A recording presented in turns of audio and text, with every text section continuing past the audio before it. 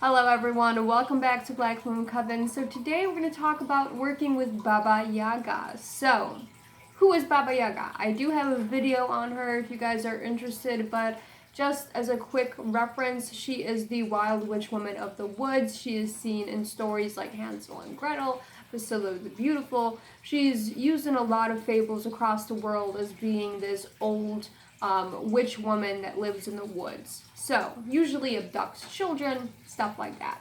So, in the Slavic mythology, she lives in a hut on a chicken feet that roams the forest, and her hut is made out of human bones. For those who are unworthy of her, for those who are not of pure of heart, she sacrifices and uses their bones. She's known as the bone collector, the bone witch of the woods, the death witch in Slavic mythology. So, there is a big controversy in Slavic witchcraft about whether or not Baba Yaga is a true deity. Is she a deity? Is she a goddess? Is she just a demonic type of fable that used to scare children? For me, I believe that she is a deity, just as much as any of the other deities out there. I believe that she is a valued part of the Slavic mythology, just because she is the end cycle of us women. So if the Slavic people had a triple goddess type of figure, it would be Lada for the maiden, and then Mokosh for the mother, and of course Baba Yaga for the crone witch, of course. So Baba Yaga is the crone witch goddess of the woods. She represents life and death and rebirth. She is the bone witch, she is the harvester, she represents witchcraft. So a lot of witches go to her for mentorship, for guidance, things like that. So how do I work with Baba Yaga? There are many things that you can do, especially now in this season, to work with Baba Yaga, especially if you are of Slavic roots. That's actually really great because Baba Yaga will listen to you a lot more. So here we go. I do have a page in my grimoire about Baba Yaga, and I'm just going to read off some correspondences. I'm not going to read off the chant because that's kind of personal to me, but I do encourage you to make your own chants to Baba Yaga.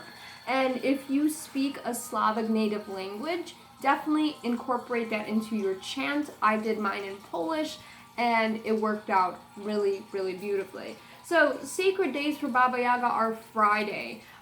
She really likes Friday, but more towards the evening. So, really late in the evening or at night. Fall to winter is her time, is her season. So, actually, right now, the witches' season, they call it, is actually perfect to go and make offerings to her in the woods and things like that. So, her moon phases are full moon to waning or new moon.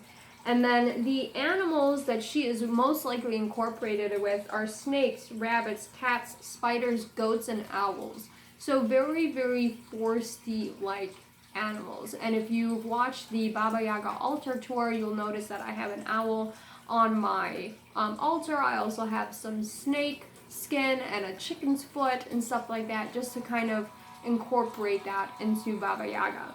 So some offerings that you can do. Tobacco is very popular. Like I said in my other videos, I leave cigarettes out for Baba Yaga because she likes tobacco a whole lot.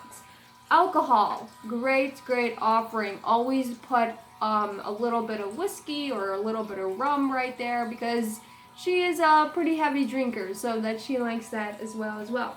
Chocolate, also a great offering. Get the expensive kind, okay? Don't be stingy. Get the expensive kind of chocolate. Really show that you care. Chocolate is a really great one. Bones, obviously, she's the bone collector. You want to offer her some bones. So in my offering space for Baba Yaga, where I put my cigarettes and things in, I have a deer vertebrae and it holds the cigarettes in there. I also have a bone wand. I have a couple of deer teeth that I offer her. Hair, nails, blood. So this is only typical when you are asking for her help, for her mentorship. So Baba Yaga will only help you if you are willing to sacrifice something. She is kind of hard to work with because you have to be pure of heart. You have to be clear in your intention. Now, that doesn't mean that she's against cursing or anything like that, but be pure of heart, meaning that you are clear in your intention and clear in your motivation of what you want to do. And you have to sacrifice something in order for her help, her mentorship. So cut off a lock of your hair, some of your blood, some of your fingernails, something. Maybe give a talisman or an amulet that's special to you. Maybe give it to her.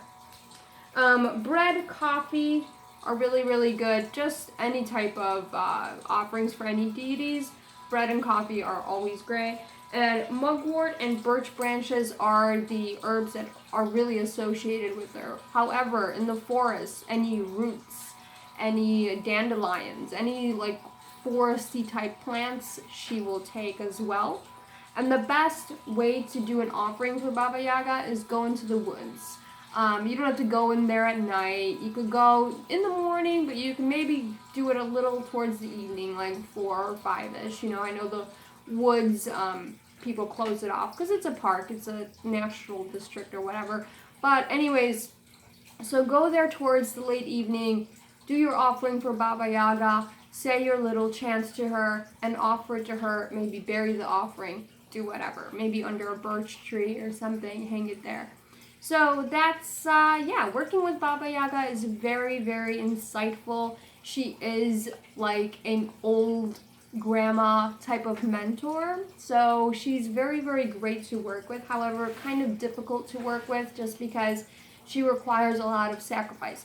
She requires a lot of time and energy and dedication to her. So every Friday, I go to my altar, I light a candle for her, I will say a chant to her, I will anoint candles with her oil, just stuff like that, just to show my devotion to her until I can go and make my offerings. So usually when I go around Samhain time, I will make a really big offering to Baba Yaga. So what I will do, and I don't want to give it away, but I will fill a pumpkin just full of fruits, vegetables, goodies for her, So that's basically it. I didn't want to get too personal with working with Baba Yaga, but this will be a little series of videos. We will be making some candles, we'll be making oils for Baba Yaga, just for my Slavic witches out there. If you are interested in working with this type of crone energy, then definitely do so. I think it's very beneficial, very inspiring, and she is a really, really good mentor in witchcraft. So there you go. Hopefully everyone liked this video. Join the coven and subscribe. As always, follow me on all of my social media and all of that garbage. And until next time, have a lovely, lovely rest of your day.